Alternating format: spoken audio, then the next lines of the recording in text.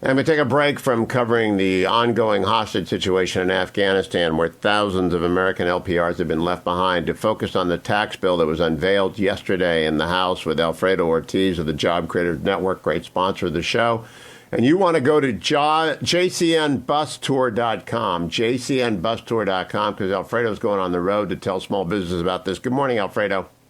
Hey, good morning, Hugh. How are you? Good. I'm looking forward to seeing you October 13th in Atlanta at the Atlanta History Center, along with Brian Westbury. Will you have a full list at that point of the tax hikes that the Democrats are proposing?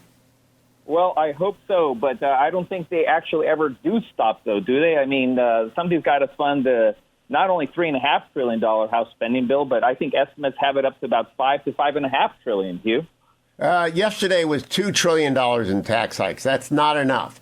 But of those proposed tax hikes, which do you think is most egregious? Doubling the death tax or getting rid of the pass-through, which helps small businesses? Look, the pass-through is disastrous. Getting rid of that is going to be absolutely disastrous. One of the primary reasons, Hugh, that we believe that we had such a successful economy under President Trump is because of that. We let small businesses grow. We let them thrive. And remember, 2/3 of new job growth is in the hands of small businesses. So when we kill small businesses, we kill our economy. We basically kill our communities. It can't be done. We got to stop it. Now, you know what I don't understand, Alfredo? They want to return the state and local and property tax exemption, but they want to get rid of stepped-up basis. So that means they're going to give with one hand and take away with the other. It doesn't make a lick of sense. Do you think any of this makes a lick of sense? No, not at all. I mean, look at what the top rate, for example, in New York City for earners there. It's going to be over 61% is basically what they're going to be given in taxes between federal and state. It's just absolutely ludicrous. None of this makes sense. And again, I think, you look at Representative Clyburn, for example. What did he say? Let's go ahead and spend first, and then we'll figure out how to pay for it later, which basically means we'll just keep borrowing. This idea of modern monetary theory has got to go. That basically we can just keep borrowing to spend all these social programs. Now, they're going to raise the income tax on couples quite significantly across the board. And they are also going to raise money on corporations, I think, to 26.5%. All that just goes right through to the consumer, doesn't it, Alfredo? Oh, yeah, it absolutely does. And remember, those corporate tax rates, we've got about 1 million small businesses, Hugh, that file as C Corps. So those are all going to get that increase in tax rate as well, in addition to all those small businesses that will lose that 20% tax deduction, which, again, was so absolutely critical to the success of our economy under Trump.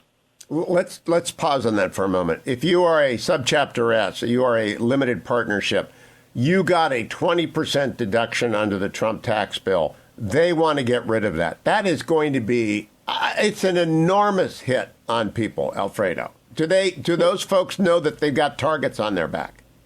I don't think they actually understand this, Hugh. I really don't, because the Democrats are very clever about how they mask things. No pun intended. But they really are good about that. For example, these mandates on the vaccines, they talk about these are for the largest employers of our country. They're talking 100 employees or more. I'm sorry, but the SBA, the Small Business Administration alone, 500 employees or less is a small business. So we're going to be doing this to the majority of our small businesses. And then also on top of that, saying if you don't do it, we're going to fine you $14,000 per employee. They're dishonest, misleading, and disingenuous, Hugh. I think of the dry cleaners where I got my tuxedo altered last week. I've had the same tuxedo for a long time. I had to take it in. I think about 6 people work there. I'm quite sure it's a subchapter S, family business. All of them, family business. They're going to lose 20% of their income next year. I doubt they have any idea, Alfredo. How are you getting the word out? Well, part of it is the bus tour, right? I mean, we started in Bedford, Texas. We went to Jefferson City, Missouri. We went to Rochester, Minnesota. Today we're actually in Waukesha, Wisconsin. And then we're going to be going to Texas, Georgia, Florida. I mean, this is the way we got to do it, right? And then, of course, spreading the word through, your great show and other shows like yours on the Salem Network. We've got to get this word out. Because people have to know. Is the bus wrapped like the Larry Elder special in California? Have you got a JCN wrap on the bus? We sure do. It's a great bus, which basically says stop the war on small business, stop all the mandates, stop the tax increases. But this is truly a war on small business. There hasn't been one single policy, Hugh, that we've found that is actually under the Biden administration that is actually intended to help small businesses. Every single thing that we've seen pretty much will hurt a small business. Well, I'm looking forward to working with you in Atlanta. On October 13th, Alfredo and I and Brian Westbury will be together at the Atlanta History Center. Go to am920theanswer.com. It's a ticketed event.